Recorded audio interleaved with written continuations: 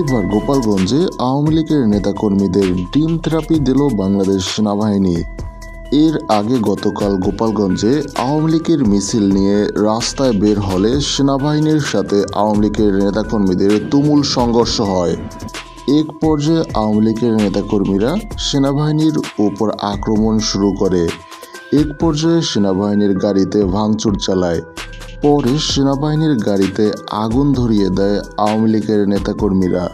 এতে সেনাবাহিনীর প্রায় 15 সদস্য আহত হয়। পরবর্তীতে তাদের হাসপাতালে ভর্তি করা হয়।